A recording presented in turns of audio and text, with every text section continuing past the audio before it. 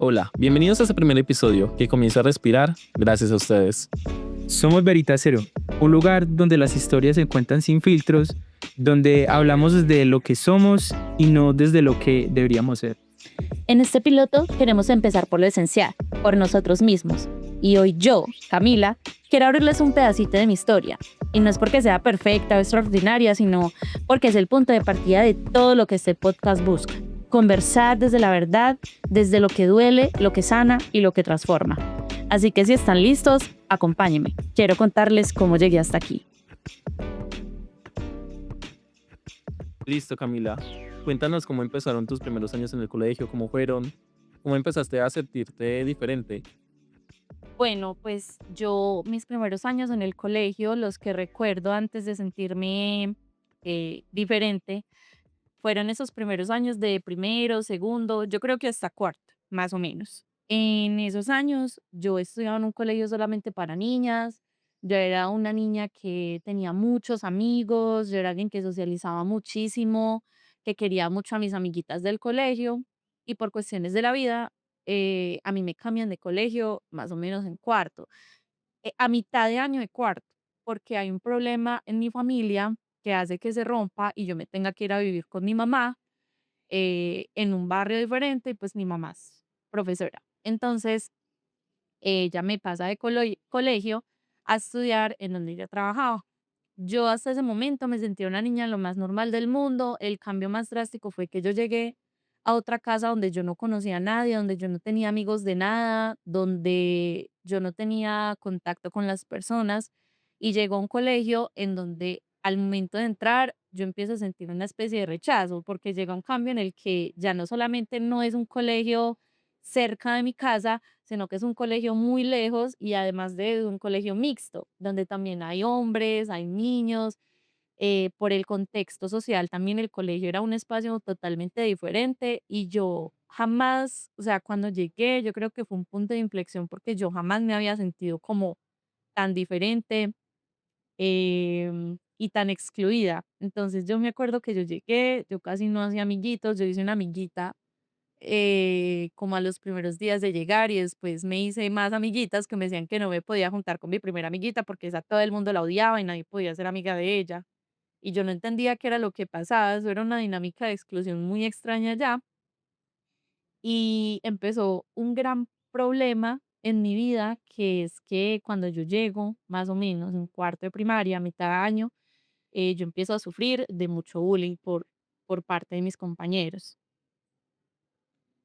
Ya que nos cuentas un poco de esto, pues me gustaría saber como qué tipo de situaciones de exclusión de bullying, pues digamos, viviste en ese contexto, ese cambio de contexto tan drástico de pasar de un colegio de solo mujeres a pasar de un colegio mixto público y pues teniendo en cuenta el contexto que nos acabas de mencionar, que es donde está el colegio como tal. Por cierto, ¿qué colegio era? O sea, El colegio empresarial. el colegio de empresarial. Entonces, pasar de eso a esto, pues, ¿de qué tipo de situaciones viviste y, pues, cómo te afectaron como tal? Bueno, yo creo que a mí el bullying me cambió la vida en muchos aspectos, en muchos sentidos, porque a mí me pasaron cosas que trascienden de él de una manera terrible. Entonces, digamos que lo primero, como que en mi infancia, cuando yo estaba en cuarto grado, quinto grado, había un niño que me molestaba mucho, me molestó hasta octavo de primaria más o menos, algo que se volvía físico, porque digamos que esta persona a veces me agredía físicamente, me hacía zancadillas, me hacía caer, me jalaba el pelo, me pegaba chicles en el pelo. Eventualmente él era con un término de que yo era una gorda, gorda, gorda, gorda, todo el tiempo me trataban muy mal. Entonces a mí eso a mí me marcó mucho el hecho de que yo ya no confiaba en las personas, yo ya casi no hacía amigos, yo lloraba mucho porque a mí no me gustaba ir a estudiar, yo me inventaba un millón de cosas para yo no ir a estudiar, para yo no ir al colegio. Entonces, esta persona a mí me afectaba mucho y cuando llegamos como a octavo, me acuerdo muy bien que en algún punto él como que me estampilló una hamburguesa en la cabeza, en el uniforme y la gente me veía y yo me acuerdo que una profesora me dijo como, ay, ¿y usted por qué tiene ese uniforme tan cochino? Ni siquiera quiso escuchar lo que yo tenía por decirle. Entonces yo creo que ese fue en el momento en el que yo hablé con mi mamá en el que yo dije como ya no puedo como más con esto, porque este chico me hacía mucho bullying. eh, yo creo que era algo de género, algo de la casa, porque él tenía un papá que era muy violento, según lo que después me di cuenta. Y entonces a mí mi mamá pues hace todo lo posible para que este chico hagan algo con él. Como mi mamá trabajaba en el colegio, ella influyó para que el chico lo cambiaran de jornada, pero eso a mí me marcó la vida, empezando por ahí, y yo decidí, le dije a mi mamá como que no, pues yo me quiero cambiar para la jornada de la tarde. El chico perdió el año y yo me pasé al año siguiente a la jornada de la tarde, que es donde pasa como que lo que a mí más me ha marcado en la vida por completo, y es que cuando yo me cambio a la tarde, llega otro cambio de contexto muy diferente al que yo ya estaba acostumbrada a chicos de mi edad, yo estaba acostumbrada a personas de, pues en ese tiempo tenía 13 14 años, yo estaba acostumbrada a gente de ese rango de edad. Cuando me cambió para la tarde al otro año, yo era la menor, todos eran de 17 para arriba, solamente yo era la única de 14 años en noveno, que es lo normal. Entonces, este contexto cambia porque ahora son chicos en su pubertad, en su adolescencia, y yo apenas preadolescente, entrando a mi pubertad. Estos chicos son hipersexuales, hipersexuales. Entonces ahí viene como la parte más dura o la más difícil de contar, y es que yo conocí a una persona, y esta persona de un contexto muy difícil, esta persona proxeneta, una chica de mi salón. Y yo me acuerdo muy bien que a la salida del colegio un día ella me dijo como que, ay, pero usted ¿por qué sigue siendo virgen? Yo en ese tiempo era una mujer virgen. Ay, ¿usted por qué sigue siendo virgen? Eso tan rico. Y yo era como, pues no, o sea, no me interesaba, no me interesaba para nada. Yo tenía 14 años, yo no pensaba mucho en eso. Entonces ella me decía esto y yo le dije como que no, no, no, no. Y ahí es donde ella me contaba que ella trabajaba reclutando prostitutas, eh, y vendiéndose online. Yo quedé muy sorprendida ante esto porque pues es algo que era totalmente ajeno a mí. Y esta chica yo le dije como no, no, no, no me interesa. Ella me dijo un día de estos yo le voy a mostrar lo que es bueno. ¿Qué pasa? Unos días después de eso, yo salgo de mi casa, yo tenía clases y mi mamá iba a recogerme y yo le dije que no, que yo me iba a ir en bus, que yo me iba a ir en bus, que yo me iba a ir en bus, que estuviera tranquila porque pues ella no había alcanzado a llevarme al colegio. Yo bajo la loma de mi casa y al bajar la loma me espera un señor, un hombre en una moto. A mí este hombre me dice que me suba, que él era familiar de esta chica, de esta muchacha, que voy a omitir el nombre por obvias razones, que él la conocía, que él la conocía, que él la conocía. Me mostró una fotografía que él tenía con ella y yo confié, pues yo dije, no, pues ella es mi amiga. O sea, este tipo empezó a manejar la moto, me dijo que me iba a llevar al colegio y él se empezó a desviar del camino. Eso a mí me empezó a dar susto y él a mí me empezó a preguntar cosas como mi edad, como si yo ya había tenido experiencias sexuales, y yo estaba nerviosa y en mi nerviosismo aún así yo le respondía.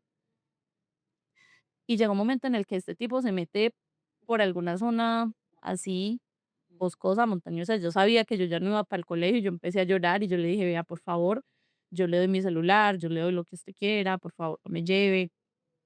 Y el man me dice que me calle, que a mí ya me habían recomendado, por así decirlo.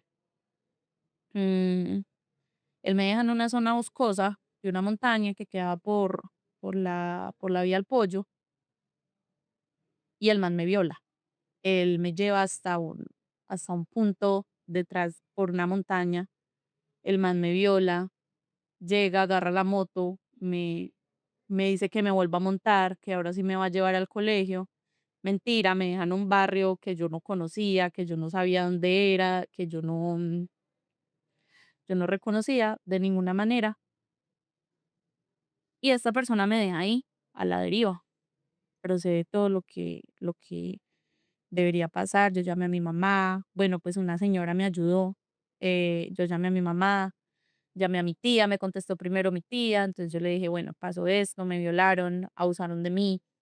estoy en un barrio que no conozco, no sé dónde estoy, me llevan al hospital, empieza un proceso con la policía que nunca se dio, yo llamé a esta chica del colegio Ujú.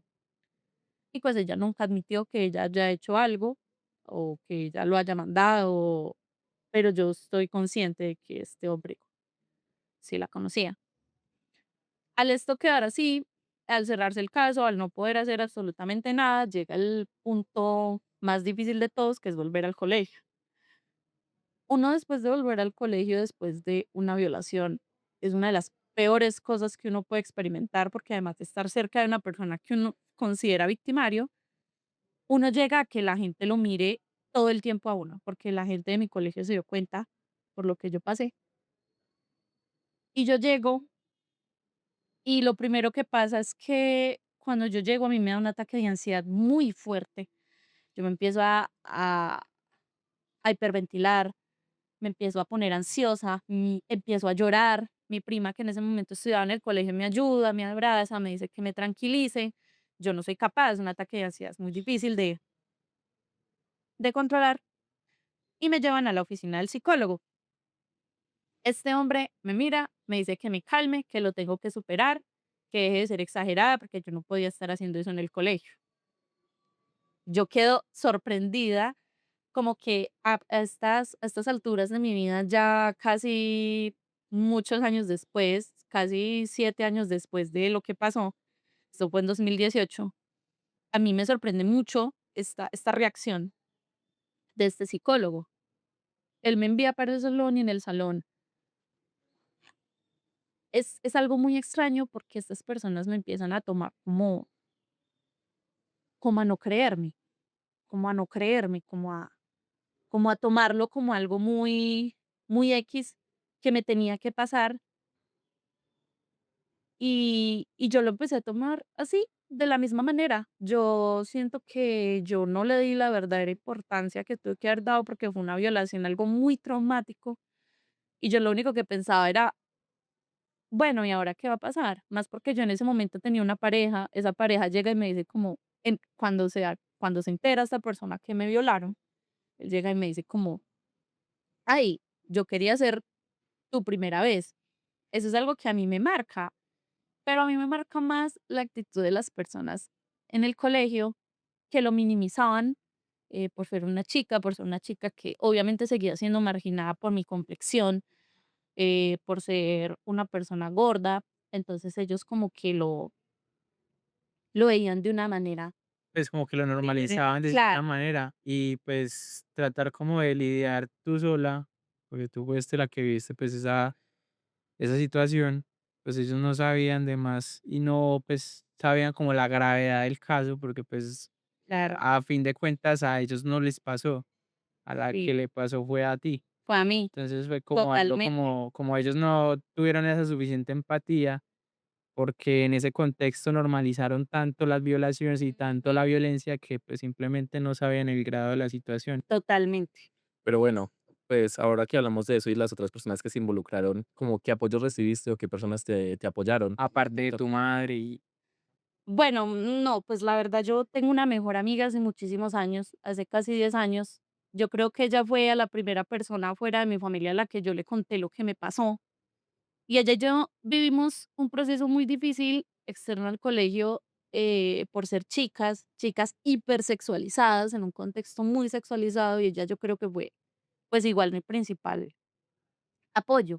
Yo con ella salía, yo con ella hablaba, ella me apoyaba mucho, pero yo no puedo desmeritar como todo lo que hizo mi mamá, porque igual yo siento que ese proceso fue, yo no lo hablé con nadie realmente, yo con la única persona que hablé fue con mi mamá y yo tengo una herida del pasado, que es que yo tuve un abandono paternal y yo no sabía la historia de eso, entonces a partir de ese trauma, mi mamá se empieza a abrir mucho conmigo, me empieza a contar muchas cosas de mi vida y de mi familia que yo no entendía. Y realmente yo asistí a terapia, pero yo creo que yo eso nunca lo toqué, nunca lo toqué, nunca intenté yo nunca hablar de eso. Yo creo que yo lo normalicé en algún punto de mi vida, como que fue algo muy X, muy X. Eh, am, Y yo creo que yo empecé a buscar como ayuda o sanar de algún modo esto con amigos, con compañeros que conseguí muchos años después. Estamos hablando de 2022, 2023, que yo por fin le conté a una persona cómo me sentía, que yo me sentía a llorar con esta persona, decirle cómo me sentía, porque yo sentía que yo vivía de mucho abuso y maltrato por ser una mujer y al ser una persona con, primero, con problemas de autoestima por el bullying del colegio. Segundo, con problemas de dismorfia corporal por mi cuerpo, que siempre ha sido hegemónicamente bastante rechazado. Y tercero, vivir con este irrespeto o con esta normalización de faltarme al respeto al ser una mujer que disfruta de su sexualidad. Entonces, al vivir de estas 3 situaciones, llega un punto donde yo me quiebro y yo le cuento a una persona sobre lo que a mí me afecta realmente esto. Y yo siento que este es un problema que no solamente lo tengo yo, sino muchas mujeres y muchas personas que han vivido por algo similar, que lo normalizan y normalizan unas faltas de respeto que uno no debería normalizar. Entonces, yo creo que yo en el instante o en el momento, yo no tuve un apoyo muy fuerte con el que hablara de lo que pasó, pero muchos años después yo empecé a asimilar lo que sucedió, que es algo verdaderamente grave, que lo empecé a hablar, que lo empecé a compartir y, y eventualmente como que tuve la capacidad de entender que lo que viví yo no me lo merecía, porque yo qué sentía en ese tiempo, yo decía, no, yo estoy exagerando, no, eso fue una bobada, no, eso realmente hay personas que la pasan peor que yo y uno no puede normalizar eso, nadie, por más pequeño que haya sido el abuso, porque eso no se debería medir en, en qué tan grave o qué tan poco grave fue, sino que pasó y eso es un trauma que uno debe hablar, debe conversar. Entonces yo creo que yo recibí mucho apoyo de amigos muchos años después, cuando yo conocí personas que verdaderamente eran amigos cercanos. em, de mi actual pareja también le conté y yo en algún punto lloré con esa persona por todo lo que pasó y yo creo que esas fueron como las ayudas más grandes que pude recibir. ¿Has vuelto a hablar con tu madre sobre ese tema? No, no, yo creo que este tema, yo intenté cerrarlo mucho, tanto para mi mamá como para mí, porque a mí me afecta el sentir que mi mamá sufre. Yo creo que yo no soy capaz de llegar y decirle a mi mamá, ma, a mí esto me traumatizó más de lo que hago ver, porque yo no quiero que mi mamá sufra más de lo que ella ya ha sufrido y eso no está bien. Yo no digo que eso no está bien, usted debería hablar con sus papás, con sus familiares, con sus amigos, pero en mi caso yo prefiero no abordarlo con ella directamente. O sea, sería como un dolor compartido. No quisieras que pues otras personas sufrieran lo que tú Claro, estás sufriendo porque totalmente. simplemente no es bien, no te sientes bien. Además, el dolor de una madre, imagínate decirle como violaron a tu hija. Sí, total. Bueno, pues obviamente cuéntanos pues como qué aprendiste aparte de esta experiencia y pues de cómo marcó pues a la persona que eres hoy.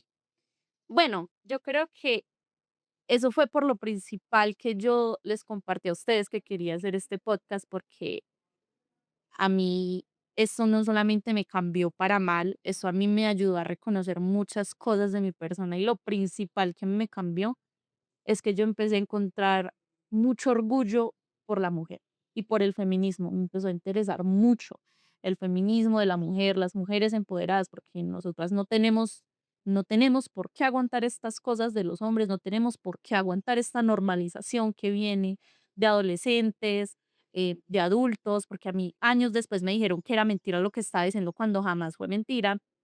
Entonces, a mí eso me marcó porque yo empecé a ver como la lucha feminista, algo mucho más en serio. Yo empecé a investigar sobre la lucha feminista, pese a que por mucho tiempo o sea, yo jamás estuve en desacuerdo, nunca llegué a criticar a una mujer feminista, pero posterior a esto, yo creo que eventualmente me empecé a interesar mucho más en el movimiento feminista.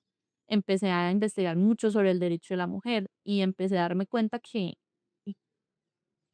que uno por ser mujer, uno no debería ser así agredido.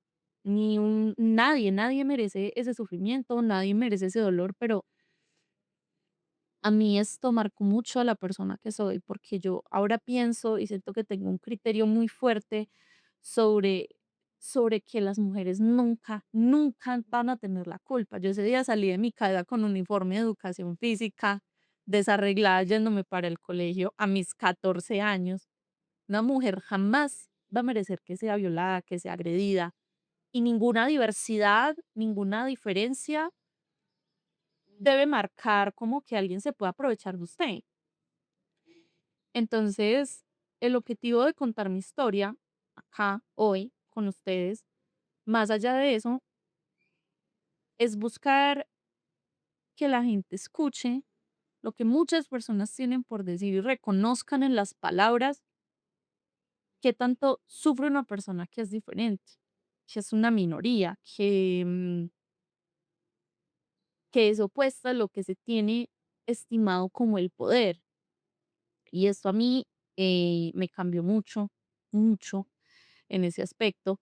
Y yo creo que es algo que a mí me gustaría, yo creo de tanto tiempo que yo nunca hablé, de tanto tiempo que yo lo normalicé, de tanto tiempo que yo intenté obviarlo como algo normal, que no debería ser así, pues me gustaría con este podcast como poder, con mi voz, hacer que la gente se pueda llegar a reconocer de que cualquier tipo de maltrato, porque hablamos de un maltrato estructural en un colegio, de un hombre que me maltrataba, que me agredía físicamente, que me agredía verbalmente, y pasamos ahora a una mujer que me exponía mucho a la sexualidad, porque esta chica, pues además de todo, ella siempre estaba muy constantemente pidiéndome que sacara a reducir mi sexualidad. Pasamos a un hombre que me recogió, que me violó, que me hizo muchas cosas. Es que las cosas engrandecen y al final uno se pone a mirar y eso es algo que está muy conectado y entrelazado entre todo. Un proceso sistemático basado en género. Claro, un proceso muy sistematizado, es algo muy estructural.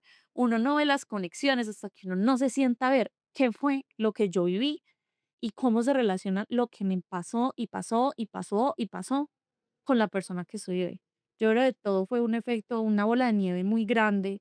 Se me salió de las manos. A mí incluso en 11 me iban a amenazar con subir mis fotos desnuda, compartírselo a la gente. Yo me acuerdo, yo tuve que buscar al profesor de informática. Esto no tiene que ver mucho con lo que estaba contando al principio, pero esta cosa también era como algo de una bola de nieve muy grande. Yo estaba diciendo, se está saliendo de las manos lo que me está pasando. Y yo lo estoy normalizando y yo estoy viviendo todos los días pensando que esto es normal, que esto le pasa a cualquier persona.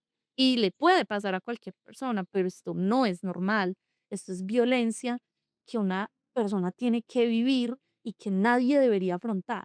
Que no es justo que una persona lo afronte. Entonces, eso a mí me cambió mucho mi forma de ver el mundo, mi forma de verme a mí misma, porque yo siento que yo también he sido muy cruel conmigo misma, más allá de todas las personas que me maltrataron. Yo también me llegué a maltratar a mí misma al minimizar todo lo que a mí me sucedió y no verme con dolor, porque no, estas situaciones uno las ve con dolor. Esto no debería estar pasando. A mí me afecta mucho pensar que en este momento otra niña de 14 años, otra niña insegura de su cuerpo, otra niña que no quiere experimentar su sexualidad aún, pueda estar pasando por lo mismo que yo.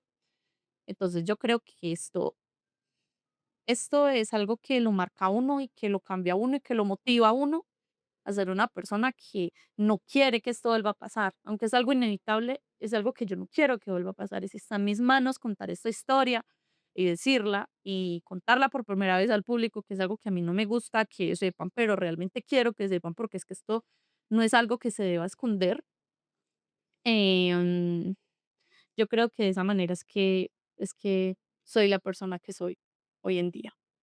Listo, Camila, ya para finalizar esta cápsula, me gustaría hacerte una pregunta con base a lo que dijiste de si una persona está pasando por lo mismo que tú, es ¿qué mensaje le darías a esa niña que está pasando por algo similar a lo que pasaste?